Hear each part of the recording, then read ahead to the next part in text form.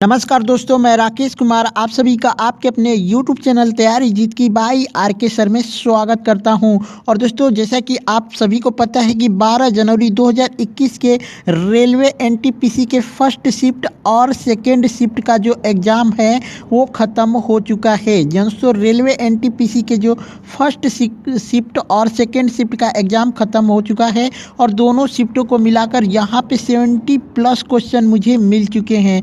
तो दोस्तों, आप लोग इस वीडियो को लाइक कर दें अभी से और अपने दोस्तों के साथ शेयर कर दें। और जिनका एग्ज़ाम बाकी है उनके लिए ये वीडियो बहुत ही इम्पोर्टेंट होने वाली है, तो जल्दी से वीडियो को लाइक कर दें। दोस्तों, यहाँ पे सबसे पहले हम सेकेंड शिफ्ट का क्वेश्चन देखेंगे, उसके बाद फर्स्ट शिफ्ट का क्वेश्चन देखेंगे। सबसे पहले जो लेट से क्वेश्चन जो हमको मिले हैं सेकेंड शिफ्ट के वो देख लेते हैं। चलिए, यहाँ पे प्रश्न है BRO का स्थापना कब हुआ था। दोस्तों, BRO की स्थापना कब हुई थी तो 7 मई 1960 में हुई है। और दोस्तों, हो सकता है कि अगले शिफ्ट में यानी कल आपसे इसका फुल फॉर्म पूछ दे, तो इसका फुल फॉर्म होता है बॉर्डर रोड ऑर्गेनाइजेशन। दोस्तों, बॉर्डर रोड ऑर्गेनाइजेशन आपका राइट आंसर हो जाएगा। चलिए, यहाँ पे एक प्रश्न है, वेल्थ ऑफ नेशन के लेखक कौन है। दोस्तों, वेल्थ ऑफ नेशन के लेखक कौन हैं तो एडम स्मिथ आपका राइट आंसर हो जाएगा।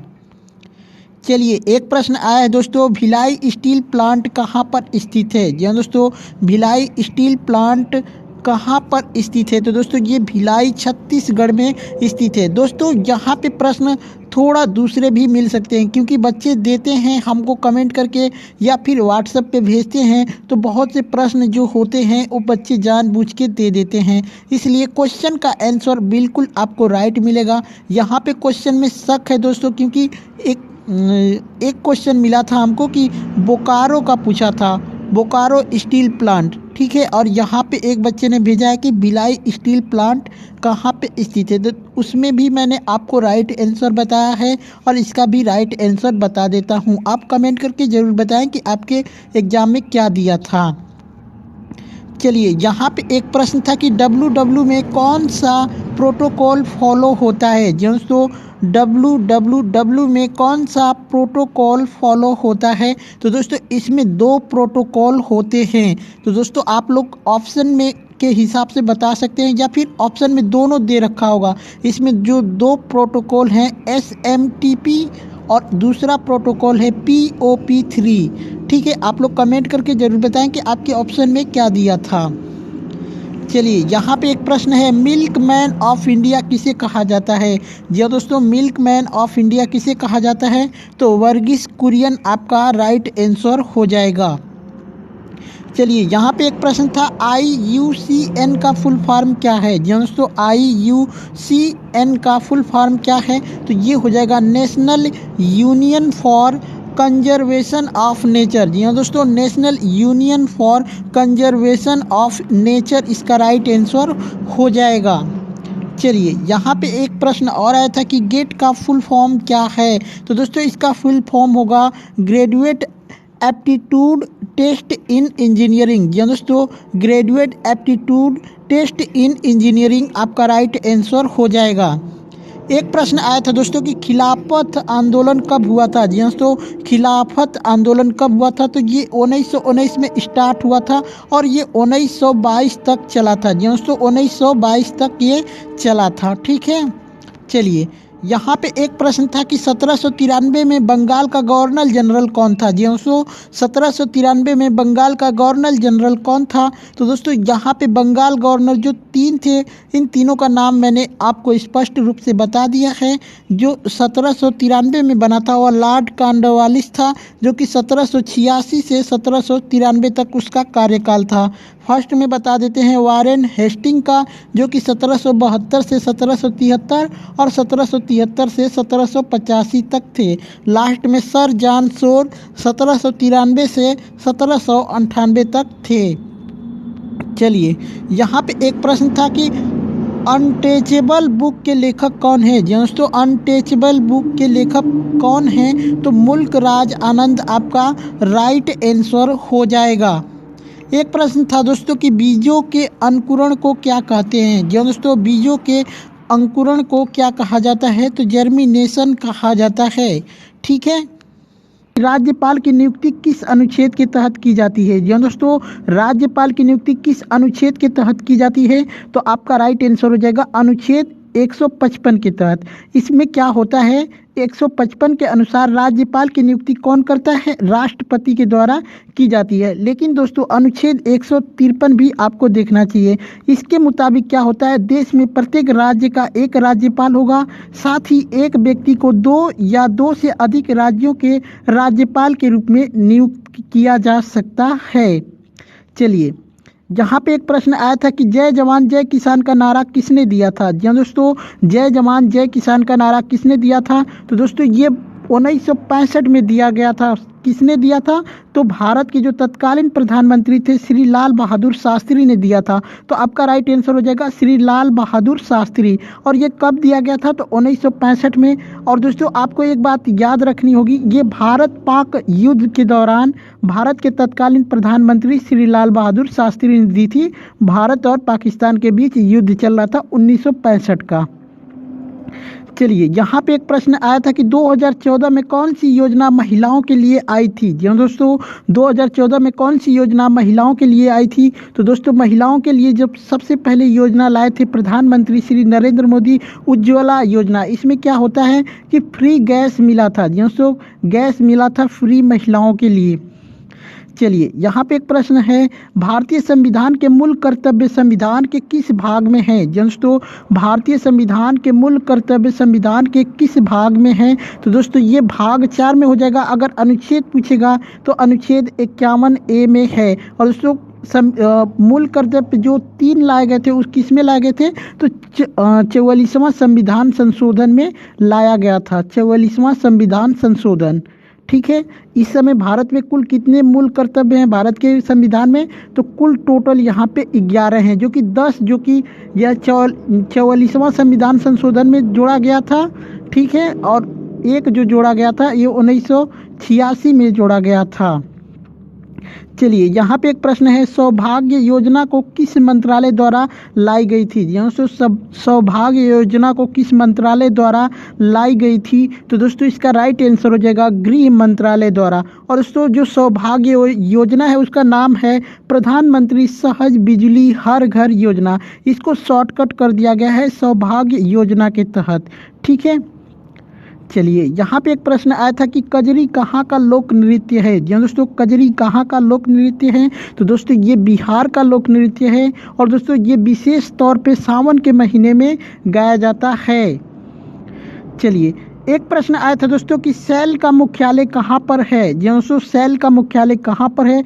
तो इसका राइट आंसर हो जाएगा नई दिल्ली में। आपसे पूछ सकता है कि सेल की स्थापना कब हुई? तो इसकी स्थापना 19 जनवरी 1900, यहाँ पे दोस्तों थोड़ा सा गलती हो गया है, 19 जनवरी 1954 में हुआ था। ठीक है, 19 जनवरी 1954 में हुआ था। और दोस्तों आपसे एक क्वेश्चन यहाँ पे पूछ सकता है कि सेल की जो फुल फॉर्म हो वो क्या होता है? तो यहाँ पे सेल का जो फुल फॉर्म है ये हो जाएगा स्टील अथॉरिटी ऑफ लिक्विड। दोस्तों स्टील अथॉरिटी ऑफ लिक्विड इसका राइट आंसर हो जाएगा। चलिए, एक प्रश्न आया था कि फुटबॉल ग्राउंड की लंबाई कितनी होती है? दोस्तों फुटबॉल ग्राउंड की लंबाई कितनी होती है? तो दोस्तों हर फुटबॉल की जो लंबाई है दोस्तों वो अलग अलग होती है हर ग्राउंड की। जैसे क्रिकेट में होता है ना, ठीक उसी तरीके से ये भी होता है। लेकिन इसका जो एक क्राइटेरिया है उसको रखा गया है। मैक्सिमम जो लंबाई है वो 120 मीटर होती है। और सबसे मिनिमम जो दोस्तों 120 मीटर मैक्सिमम इसकी लंबाई होती है। और मैक्सिमम इसकी चौड़ाई 90 मीटर होती है। मतलब 90 मीटर से ज़्यादा चौड़ा नहीं होना चाहिए और 120 मीटर से ज़्यादा लंबा नहीं होना चाहिए। ठीक है, आप कमेंट करके ज़रूर बताइएगा कि आपके ऑप्शन में क्या दिया था। चलिए, एक प्रश्न आया था कि गूगल के संस्थापक कौन है? जी हाँ दोस्तों, गूगल के संस्थापक कौन है? तो लारी पेज और सेर्गे ब्रिन। जी दोस्तों, लारी पेज और सेर्गे ब्रिन जो हैं ये गूगल के संस्थापक थे, 2 लोग। आप लोग कमेंट करके ज़रूर बताइएगा कि आपके ऑप्शन में क्या दिया था। चलिए, एक प्रश्न आया था कि लोहे का शुद्ध रूप क्या है। जी हाँ दोस्तों, लोहे का शुद्ध रूप क्या है, तो ये हो जाएगा पिटवा लोहा, जो कि इसमें कार्बन जो है वो बहुत कम मात्रा में पाया जाता है। इसको इंग्लिश में रॉट आयरन भी कहा जाता है। आप लोग कमेंट करके ज़रूर बताएं वीडियो हमारी कैसी लगती है, एक लाइक ज़रूर करें और वीडियो को अधिक से अधिक शेयर करें और क्वेश्चन अभी भेजें जो भी प्रश्न आप सभी को याद है। चलिए, एक प्रश्न आया था कि चींटी के डंक में कौन सा अम्ल पाया जाता है। जी हाँ दोस्तों, चींटी के डंक में कौन सा एसिड पाया जाता है, तो फॉर्मिक अम्ल यानी फॉर्मिक एसिड पाया जाता है। एक प्रश्न आया दोस्तों कि सबसे ज़्यादा बॉक्साइट किस राज्य में पाया जाता है। तो दोस्तों, भारत में कई राज्य हैं जहाँ पे बॉक्साइट पाया जाता है, लेकिन सबसे ज़्यादा कहाँ पाया जाता है ये पूछा था आपसे, तो ओडिशा आपका राइट आंसर हो जाएगा। चलिए, एक प्रश्न आया था कि बोकारो स्टील प्लांट किसकी मदद से बनाया गया था। जी दोस्तों, बोकारो स्टील प्लांट किसकी मदद से बनाया गया था। और दोस्तों, ये रिपीटेड क्वेश्चन है, ये क्वेश्चन आपके एग्जाम में पूछ चुका है और ये सोवियत संघ इसका राइट आंसर हो जाएगा, जो कि वर्तमान में रूस या रसिया कहते हैं। चलिए, एक प्रश्न आया था कि लाइकेन पार्क कहाँ पर स्थित है। जी हाँ दोस्तों, लाइकेन पार्क कहाँ पर स्थित है, तो ये उत्तराखंड के पिथौरागढ़ जिले में स्थित है।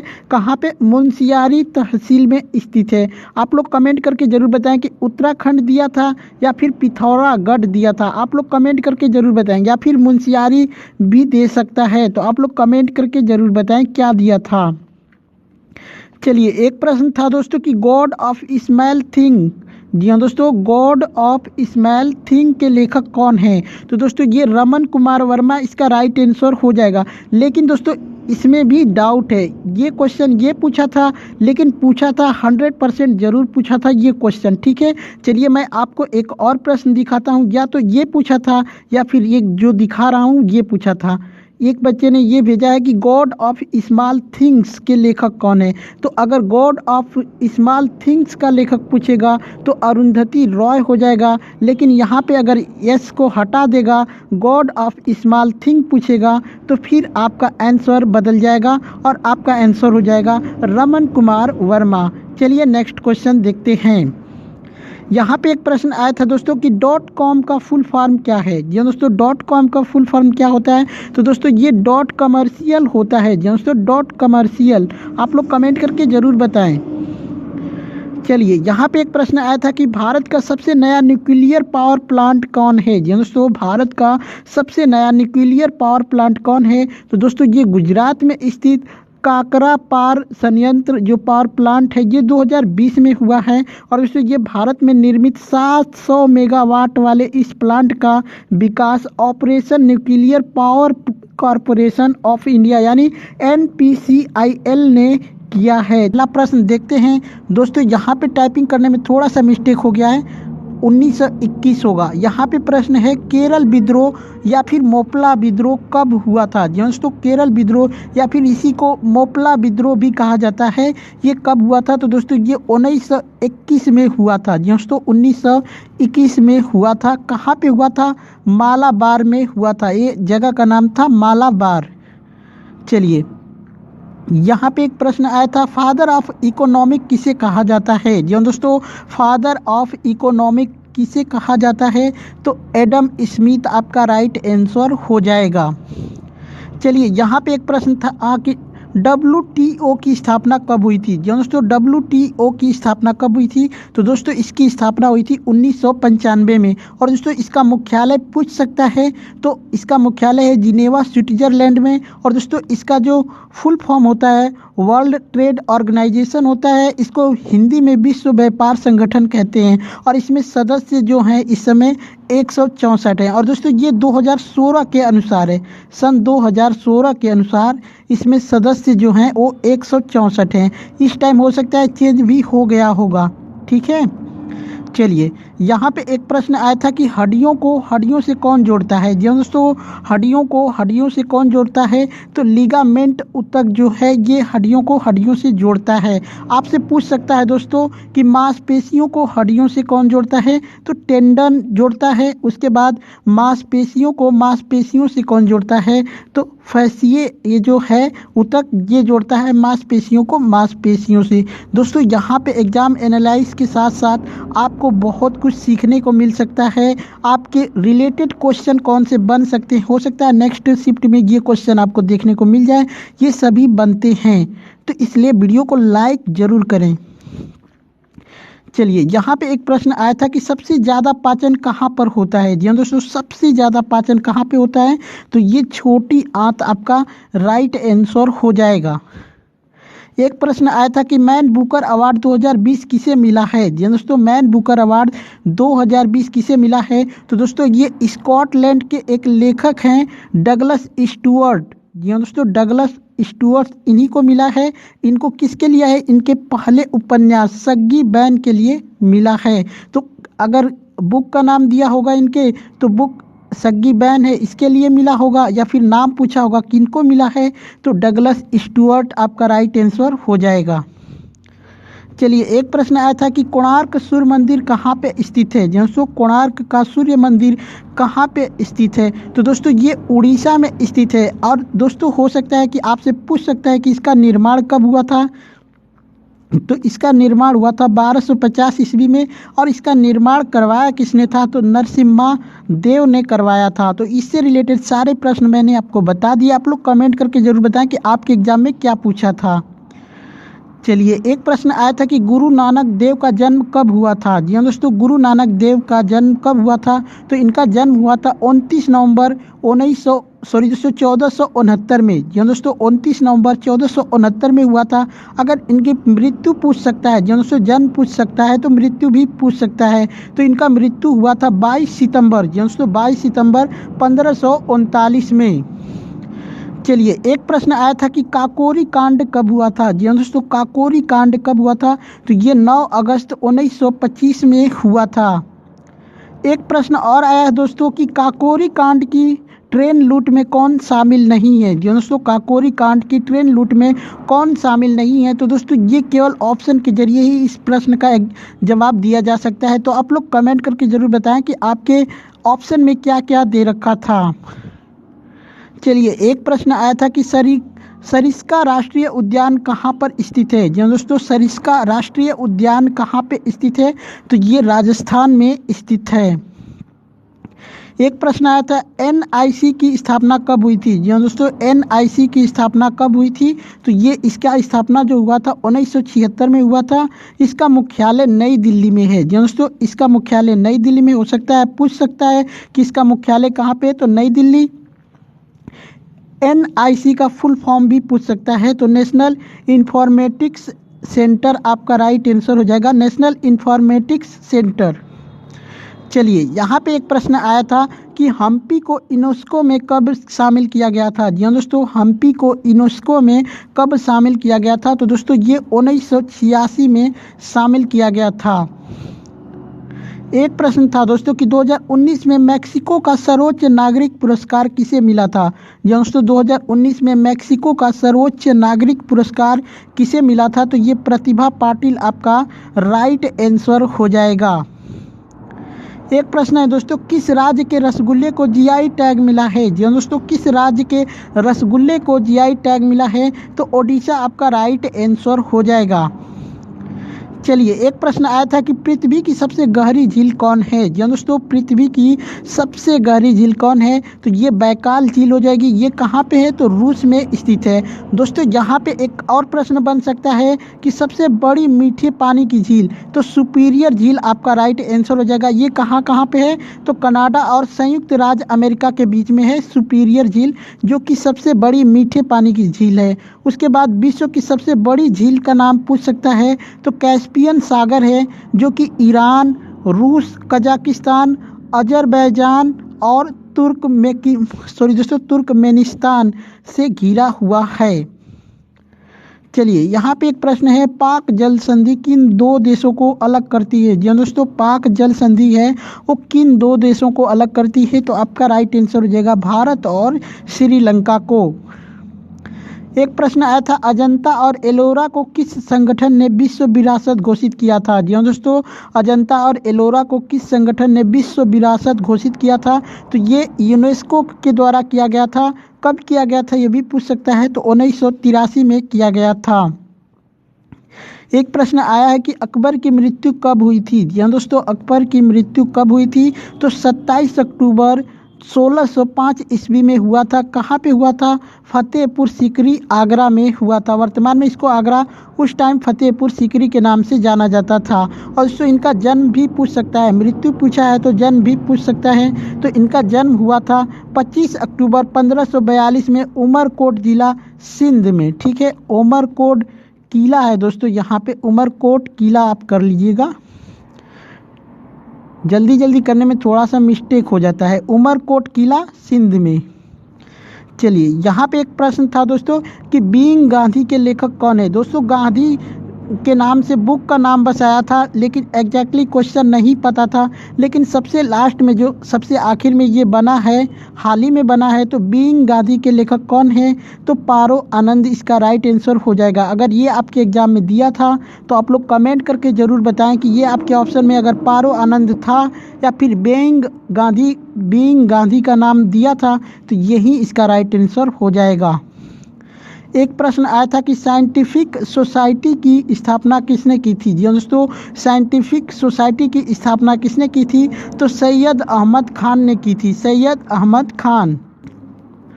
WWC का फुल फॉर्म क्या है? जी दोस्तों, WWC का फुल फॉर्म पूछा था, तो इसका फुल फॉर्म हो जाएगा वर्ल्ड वाइड वेब कंसोर्टियम। जी दोस्तों, वर्ल्ड वाइड वेब कंसोर्टियम आपका राइट आंसर हो जाएगा। तो दोस्तों यही प्रश्न आज मुझे मिले थे। आप लोग ज़रूर बताएं कि हमारी वीडियो आप लोग को कैसी लगती है। अच्छी लगती है तो लाइक ज़रूर करना और अपने दोस्तों के साथ वीडियो को शेयर करना ना भूलना। चलिए चलते हैं, मिलते हैं नेक्स्ट वीडियो में, तब तक के लिए जय हिंद।